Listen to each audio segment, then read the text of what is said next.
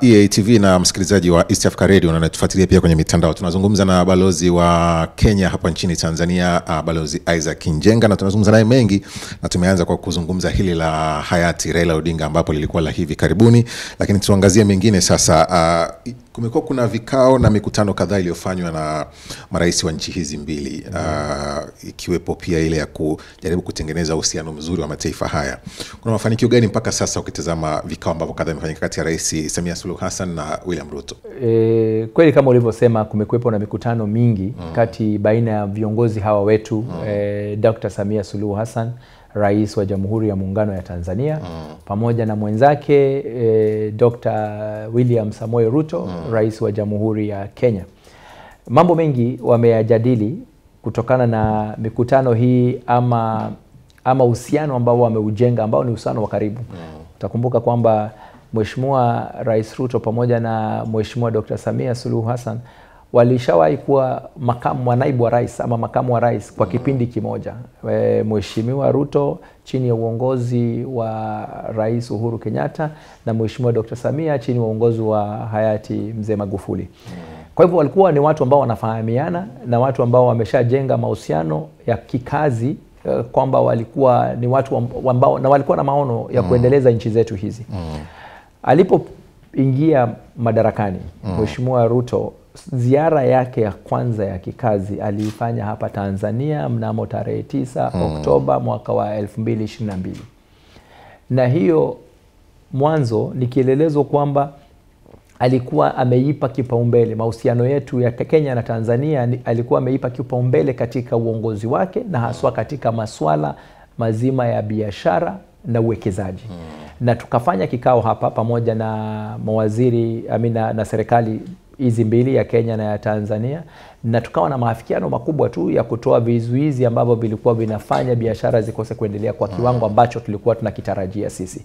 Na tangu wakati huo basi mambo mengi yamefanyika. Tumekuwa na vikao vingi vya kuondoa haswa vizuizi visivyokuwa vya kikodi, non-tariff barriers.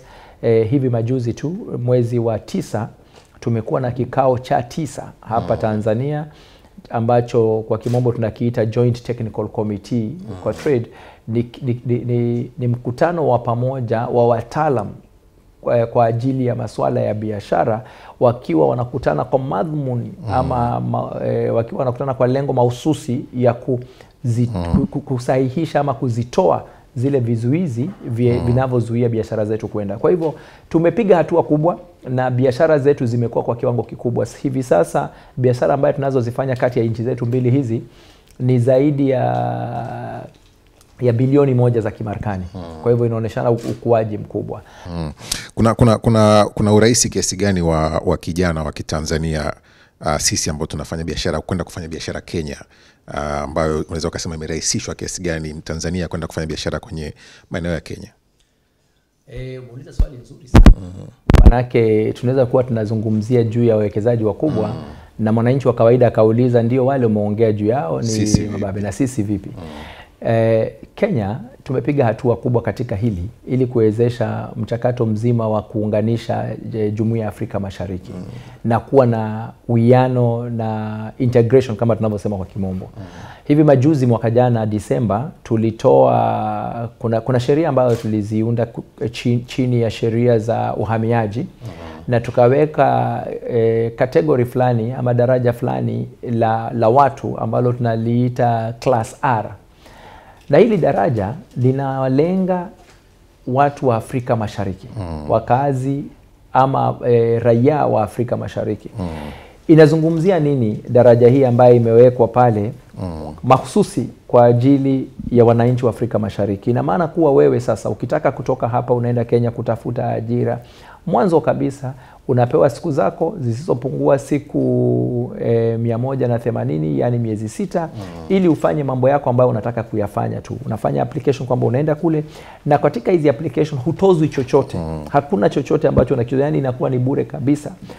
Wewe mwananchi wa Jumuiya ya Afrika Mashariki kuingia Kenya kutafuta ajira na kuwa na kategori hii ya visa class R, kutafuta biashara na kuweka biashara yako pale, inakuwa hakuna chochote ambacho unalipishwa kulingana na hiyo.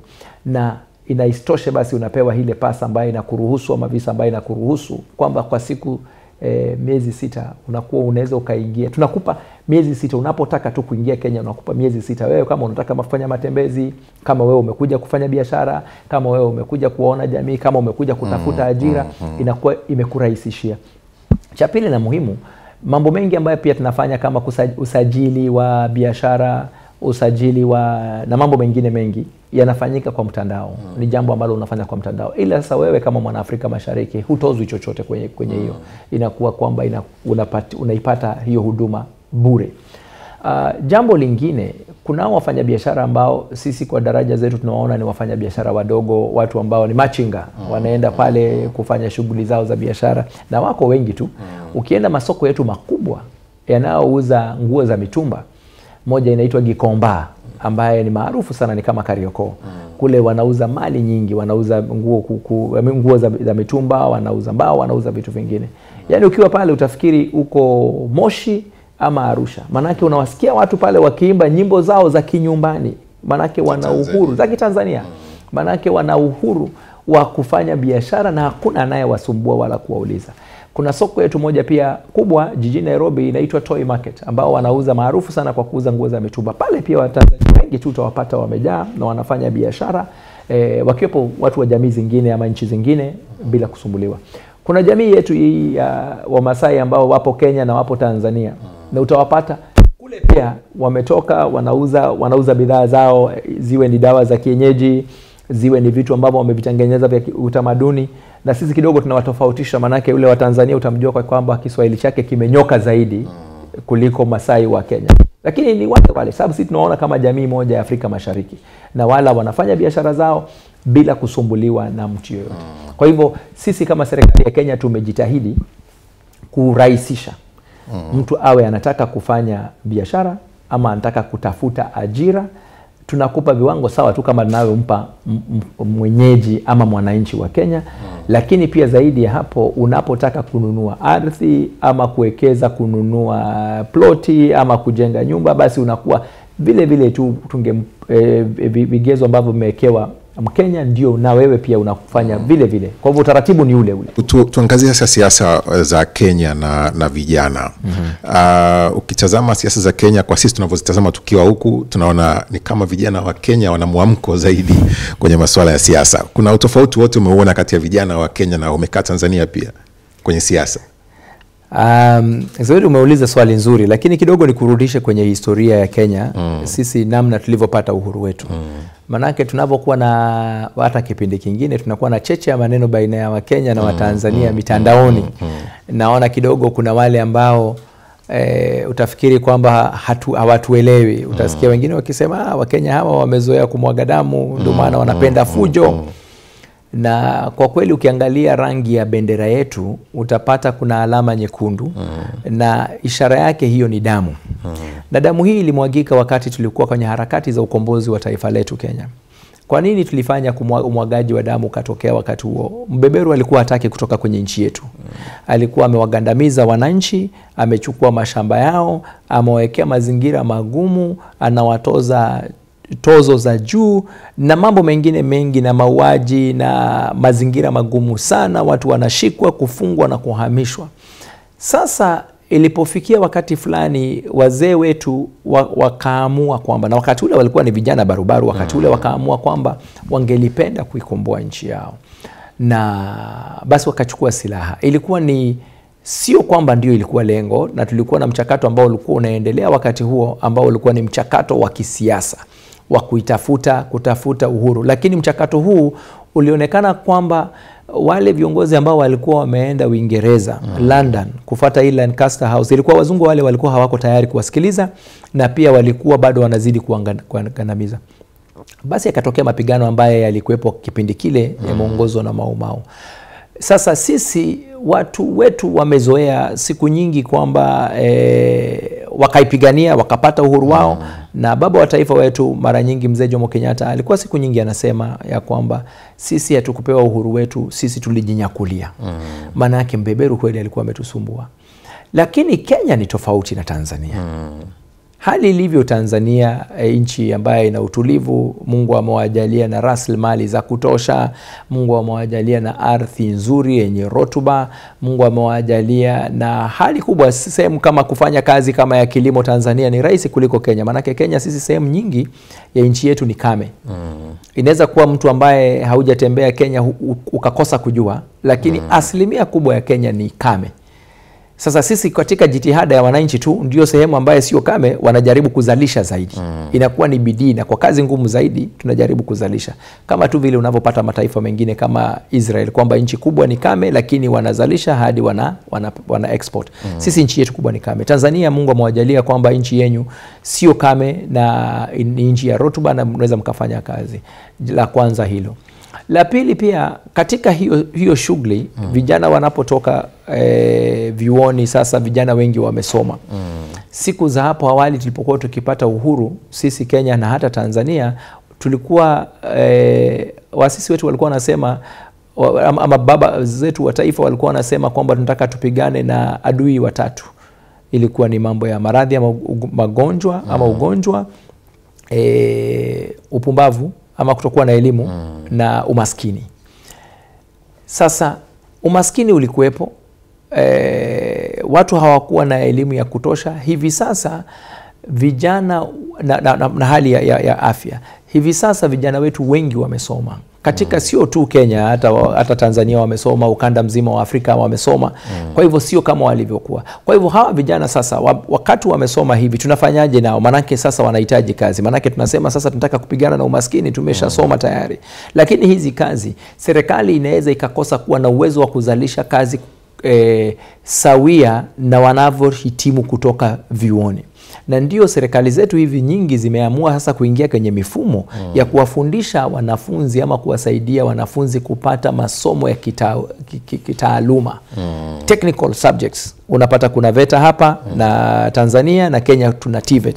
Ili wewe ukishatoka kwenye chuo kikuu ama umetoka kwenye chuo ama college ambao umeenda, unaweza ukajiajiri mwenyewe. Naleta ubunifu. Lakini sasa sisi Afrika tunaangalia haya mambo, wakati mwingine tunaona ni kama hii ni jambo ambalo la kufanywa na watu wa daraja la chini. Tunakosa kufahamu ya kwamba kule Korea na kule Japan na wengineo, vyuo ambavyo ama taaluma ambazo zimejenga nchi zao ni hizi taaluma za kifundi. Ndio maana wamekuwa wabunifu, ndio maana wamefanya mambo ambayo wamefanya na wakaweza kutengeneza ajira kwa ajili yao wenyewe na kwa ajili ya watu wengine. Makampuni makubwa haya ambayo tunayasifu yameanzishwa na watu tu, na kwamba wameanzisha ili kuzalisha. Kwa hivyo sisi safari yetu ni kwamba tukiweza kuwahimiza vijana wetu kutengeneza kazi zao, wanaweza wakafanyika. Lakini umeuliza jambo kwamba vijana wetu wanaonekana kama wana moto zaidi. Naye inatokana na nimekupa mfano kwamba imetokana na historia ya kwamba ndio ilivyokuwa. Na sisi tumeitembea safari yetu. Safari ya Kenya huenda isiwe ndio safari ya Tanzania. Wewe ukijaribu kwenda na mwendo wangu, inaweza kawa mwendo wangu hautakufaa. Pengine utachoka zaidi ama pengine utayafikia. Kwa hivyo kila mtu lazima aende na mwendo wake, apite kwenye safari yake akiwa na malengo ya kwamba azma yetu ni nini? Azma yetu ni kuwa na taifa lililostawi, wananchi waliostawi, walioridhika na maendeleo kwa jamii. Hasa kila nchi lazima iweze kubuni ama kutengeneza tunapitia barabara gani? Sisi mwongozo wetu ni gani? Strategy yetu ni gani? Ili tuweze kufikia hapo. Na ndio sasa kama kwa mfano juzi nimeona serikali ya Muungano wa Tanzania imezindua dira ya mwaka 2025 na 50. Sasa hiyo ndio safari yao. Sio safari ya Kenya, sio safari ya Uganda, sio safari ya Burundi, hiyo ni ya Tanzania. Na wanafanya hivyo kulingana na nini? Wanaangalia ujuzi walionao ama ujuzi wanaotaka kujenga, rasilimali walionao na safari watakayotaka kutembea. Kwa hivyo mimi kwangu nikimalizia ni kwamba tusiige safari ya mwingine. Manake sio kwamba lazima safari ya mwenzio ikufae wewe. Na sisi hata katika safari yetu ambayo tumeipita sisi wa Kenya, kuna sehemu ambayo tunaona tumefanya vizuri kwa kwa kuamua kutokukubali mambo fulani, lakini kuna sehemu nyingine ambayo tunasema licha ya kuwa tumefanya vizuri katika kujieleza. Katika utekelezaji huu kuna sehemu ambayo na sisi pia wakati mwingine tunaona tumekosea, manake watu wakiwa kwa pamoja wengi akili sio sawa. Sasa unapata katika hiyo shughuli za kujieleza kunatokea pengine vurugu, kunatokea uvunjifu wa amani, kunatokea uharibifu wa mali za watu. Kwa hivyo na sisi kwetu pale ni somo kwamba hasa uwezi kutuiga sisi na uige na makosa yetu ambayo sisi tungelipenda kuyarekebisha yasitokee tena. Vijana wana nafasi gani kwenye sekta za maamuzi, kwenye siasa, kwenye uongozi kwa Kenya? Mnawapa nafasi gani kwa sasa ili wawe sehemu ya maamuzi yanayotendeka ya kiuchumi, kidiplomasia? Sasa sisi zamani ilikuwa kwamba ili uweze kusimama, nianzie hapo, ili uweze kusimama kwenye nafasi ya uongozi wa nchi ama kiti cha urais ilikuwa ni lazima uwe umefikisha miaka 35 zamani. Kwa nini miaka 35 tunajiuliza? Inakuwa kwamba umeshatoka kwenye maisha ya ujana, manake ujana kutokana na Umoja wa Mataifa ni miaka 18 mpaka miaka 35. Ina maana kwamba umeshatoka kwa maisha ya ujana, umekomaa, akili zako zimekomaa, na kwa hivyo unaweza ukawa kiongozi. Lakini tulipotengeneza katiba mpya katika mwaka wa 2010 tukatoa kile kipengele ama kile kigezo kwamba sio lazima uwe umefikisha miaka 35. Unaweza kuwa kijana na akili zako zimekomana ukatafuta uongozi hata kama ni kwa nafasi ya juu zaidi ya urais. Nimesema hivyo ili kusema ya kwamba sisi vijana wana nafasi ya kutafuta nafasi za uongozi. Manake anayewachagua watu ni mwananchi, na kila mwananchi ana kura moja. Awe mzee, awe kijana, ana kura moja. Kwa hivyo kijana akiwashawishi wenzake wamchague ili awe kiongozi, awe mbunge, awe diwani, awe gavana, hata wakitaka wamchague awe rais, atakuwa rais. Manake vigezo ambavyo vimewekwa pale ni vya kielimu, sio kwamba ni vigezo vya miaka, sio umri. Kwa hivyo vijana wana uwezo huo, na sisi tumeifanya hii makusudi ili vijana wawe na nafasi ya kugombea nafasi za uongozi wenyewe. Na ni rahisi sana, manake tunavyosema takwimu zinatuonesha kwamba vijana ni wengi. Kama vijana ni wengi, wewe kijana ukiwashawishi wenzako kwamba wewe unaweza ukawa kiongozi bora, kwa nini wasikuchague? Na kuna wengi ambao tumeona wamechaguliwa, vijana wamechaguliwa, na kuna wengi ambao hivi sasa pengine ni wazee lakini walianza siasa zao wakiwa vijana, wakiwa miaka 20, miaka 25, miaka 29. Rais wetu Mwai Kibaki aliyekuwa rais wa 3, nafikiri alipoanza siasa zake na kuchaguliwa katika chama tawala wakati ule alikuwa na kama miaka 29, sijui miaka 31. Kwa hivyo tumeona viongozi wetu wengi ambao wameanza kazi zao. Kuna nafasi katika taasisi mbalimbali ambao na pia wao wamejitahidi kuwapa vijana nafasi za uongozi ama nafasi za kutoa maoni yao na kuchangia katika swala nzima la maamuzi. Lakini pia tuseme ya kwamba kuna mambo fulani yanahitaji uzoefu. Vijana wanaanzisha makampuni na wanayaendesha wenyewe na yanafaulu mengine, na mengine yanakosa kufaulu. Kuna watu wazima ambao wanaanzisha makampuni, mengine yanafaulu, mengine yanakosa kufaulu. Lakini kuna masuala mengine ambao yanahitaji uwe na uzoefu fulani. Iwe ni nyumbani, iwe ni kwenye jamii, iwe ni kwenye serikali, na iwe kwenye taasisi za kibinafsi ama kwenye biashara. Na uzoefu huu unajengwa kwa sababu umepata nafasi ama umetafuta nafasi na umeanzia kwenye ngazi ambayo inakupa sasa wewe uzoefu ama experience ambayo itaweza ni somo lile. Zamani watu walikuwa wanakuwa mawakili, madaktari kwa kupitia system ambayo ilikuwa unafanya chini ya mtu ambaye ana uzoefu ili naye unakuwa kama mwanafunzi wake na unaanzia darasa la chini. Kwa hivyo nafasi zipo. Serikali pia imetoa kwetu sisi, ina mipango kadhaa ambayo imetoa mahususi ya kuwalenga vijana. Tulikuwepo na Youth Fund, tulikuwepo na Women Enterprise Fund ya kuwalenga kina mama na mengine mengi. Hivi sasa tuna mchakato ambao unaendelea ambao tunaita Nyota Program. Na mchakato huu pia unawalenga wafanya biashara wadogo wadogo ambao ni vijana. Kwa hivyo hawa wafanya biashara wadogo wadogo ambao ni vijana unapewa pesa za Kenya kama milioni 50,000 za Kenya, itakuwa ni kama milioni pengine 1 ya Kitanzania. Hii pesa sio deni, hii pesa unapewa wewe kulingana na mpango ambao umeonyesha kwamba unao, ukafanye biashara yako. Hawa ni wafanya biashara wadogo. Utalipa deni, lakini itakusaidia wewe kama capital ama hazina ya kukuanzisha. Inakuwa ndio mbegu sasa ambaye tumekupa mbegu uweze kujianzisha, kipindi kingine tutamchukua mwingine. Nafasi zipo. Balozi, sisi tumemaliza, lakini wale la mwisho kabisa, sijui kama mlipata hili wakati wa kumpumzisha Raila Odinga kwa Tanzania kulitokea kama sintofahamu, lakini moja kwa moja ikiwahusisha Kenya. Viongozi kadhaa wa upinzani walikuwa wakijaribu kuelekea nchini Kenya, wakazuiwa Sirari. Kuna namna ubalozi ulishiriki, ulifahamu hili jambo na ulifuatilia walau kwa uchache? Sisi pia tuliona mitandaoni, kama ubalozi tuliona mitandaoni, manake viongozi ambao walikuwa wakisafiri kwenda Kenya ambao walikuwa wametoka upande wa serikali walitufahamisha sisi kupitia utaratibu ambao upo wa kufahamisha ubalozi ya kwamba mimi natoka hapa naenda nchi ya Kenya kwa ajili ya hii. Na tunapopata nyaraka kama zile, sisi kwa kawaida tunawafahamisha wizara yetu ya mambo ya nje kwamba kuna wageni fulani ambao tunatarajia kwamba wanakuja kuwakilisha aidha serikali ya Tanzania ama ni sekta fulani ama kikundi fulani. Sasa hatukupata sisi nyaraka zozote za kutuambia kwamba kuna viongozi fulani, wawe ni wa upinzani, wawe ni raia tu, ambao walikuwa kama kikundi ambao wanaenda, ila tuliona mitandaoni. Kwa hivyo sisi kama ubalozi hatukuhusika, na mimi kwangu nilivyoiona mitandaoni, waliohusika na jambo lile nzima ilikuwa ni maafisa ama taasisi husika za kiusalama, za uhamiaji, na kwamba sasa sijawahi mpaka sasa sijapata kujua haswa ni jambo lipi lilitokea ili wale viongozi ama wale wananchi wakazuia kufika. Lakini tunajua kwamba kuna wengine pia waliofika.